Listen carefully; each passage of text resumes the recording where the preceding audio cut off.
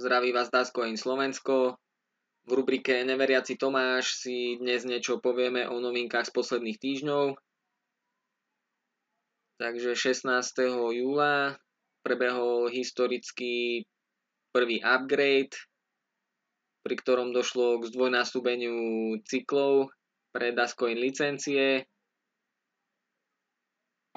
Počet týchto cyklov a takisto aj Dascoinov si môžete pozrieť vo svojich web peňaženkách, ktoré ste si zaregistrovali na webwallet.com. Ďalej si tam môžete pozrieť aj pozíciu v rade čakajúcich na Dascoiny. Komu sa Dascoiny ešte v peňaženke nezobrazujú, nie je dôvod na paniku. Všetky licencie sú v procese mintingu a je len otázkou času, kedy vám ich začne zobrazovať aj web peňaženka. Ďalej by som chcel hovoriť o províziách z predaja licencií. Tie sa delia systémom 60-40. 60% ide priamo na cash účet. Tieto prostriedky sú potom k dispozícii na vyplatenie v bitcoinoch alebo na prevod na vlastný účet.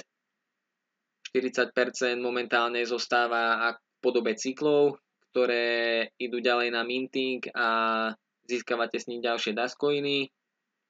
Toto sa zmení pri štarte internej burzy, kedy týchto 40% budete môcť použiť priamo na nákup Dascoinov na internej burze. Tá by mala byť spustená koncom septembra, začiatkom októbra a malo by sa tak stať na ďalšom podujatí NetLeaders, ktoré sa uskutoční víkend 30. septembra a bude to teda v Tokiu v Japonsku. Takže ďalší mega event, ktorý NetLeaders chystajú pre Dascoin lídrov a celú Dascoin komunitu. Všetkých srdečne pozývame do Tokia.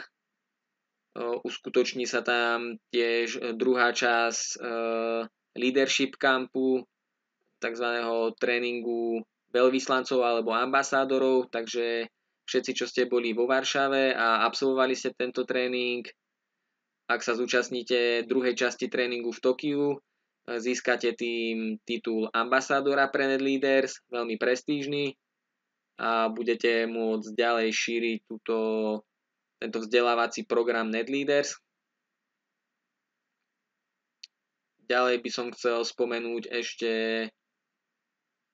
bitcoinové platby, ktoré budú pozastavené v dôsledku aktivácie Segwit 2x na Bitcoin blockchaine. Takže všetci, čo si plánujete v najbližších dňoch zakúpiť licenciu a chcete platiť bitcoinami od 29.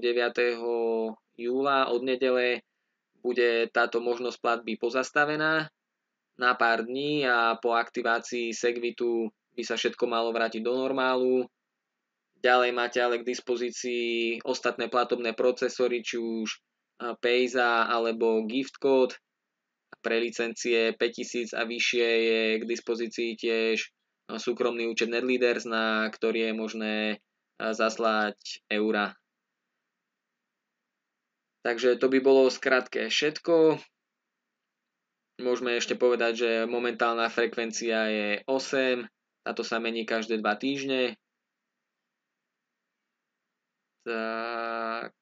Takže tešíme sa na nasledujúce mesiace, kedy sa majú diať veľké veci, čo sa týka Dascoinu, a o všetkých novinkách vás budeme samozrejme priebežne informovať.